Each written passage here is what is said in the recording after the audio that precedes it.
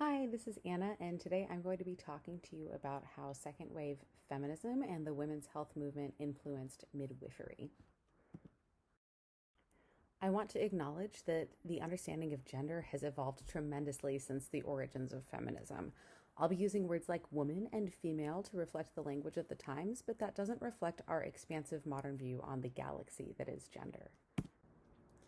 Now, although second wave feminism had been percolating since the 1940s, Betty Friedan's The Feminine Mystique, which was published in 1963, was really the catalyst for change.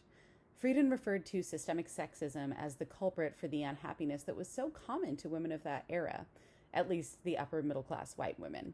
They were taught that their place was in the home and that they were wrong for not enjoying that work fully. Friedan argued that it was, in fact, not the women who were wrong, but the world's refusal to celebrate and cultivate feminine creativity and intelligence. Now, other academics and intellectuals had already had these ideas, but 3 million people read Betty's book. This gave feminism the kind of momentum, the kind of unified momentum that it hadn't enjoyed since women's suffrage. Its goal reached farther than first wave feminism, beyond political equality and into social equality, with the rallying cry, "The personal is political."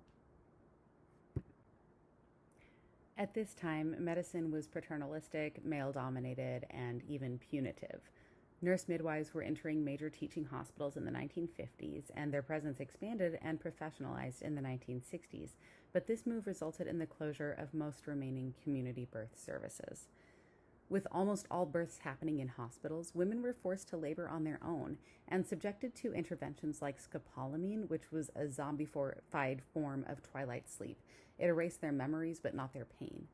In the 1960s and 70s, a small number of privileged white women actually started birthing from home in the care of lay midwives. In the 1970s, this really started to pick up. However, in the 60s, this was still pretty covert, and I'm unclear on who the direct midwives were that were attending these births. The revitalization of feminism coincided, happily, with the FDA approval of the first birth control pill. However, birth control was not allowed for unmarried women and abortion was illegal. So 500 to 1,000 women were dying every year because of unsafe and unsanitary illegal abortions. This lack of reproductive health access led to second wave feminists united for reproductive rights. But it wasn't only those rights, it was a fight against sexism, this systemic force that was holding them back.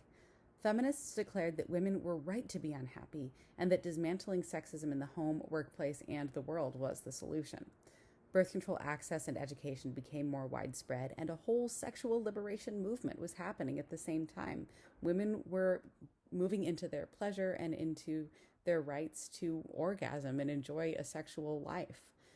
They also started to take education into their own hands, doing study groups and clinics on things like doing their own vaginal exams at home and buying and using urine tests for pregnancy, and even home birth.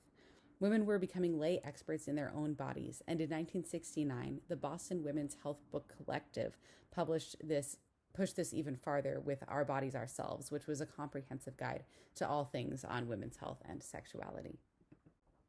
So I mentioned illegal abortions and their outcomes, but it's worth noting that not all illegal abortions were unsafe. Activists in an organization known simply as Jane provided safe abortions to thousands of women. Initially, the women in this organization were assisting a man who claimed to be a physician, but actually was just a regular guy trained in D&C procedures. Eventually, he passed his knowledge on to the women, who not only performed abortions, but counseled their clients and referred them to resources. I'm not going to go too deeply into this story, which is told powerfully in Laura Kaplan's The Story of Jane, but it's worth mentioning because women were taking control over their bodies in many ways at this time, regardless of the law. As you can see here, several of the members of the Jane Collective were arrested, and their cases were later dismissed because of Roe v. Wade.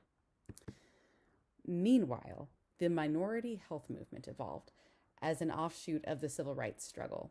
This was relevant to both sexes. But it's unfortunately a lot harder to advocate for minority groups because they make up less of the US population and can be subdivided into many different categories, whereas feminism speaks for 50% of the population. As this Grady quote says, second wave feminists cared about racism, but they were clumsy when it came down to actually working with non-white people which increasingly alienated Black women from the movement. The, quote, problem with no name was mostly relevant to middle-class women who were socially discouraged from working, not impoverished women who had to work to survive. Black and white women alike advocated for reproductive rights, but Black women's concerns expanded to forced sterilization of people of color and those with disabilities. Second-wave white feminists fought for the issues that concerned them and didn't expand that to encompass those of people most oppressed by systemic forces. Feminists are still working on this today with varying levels of success.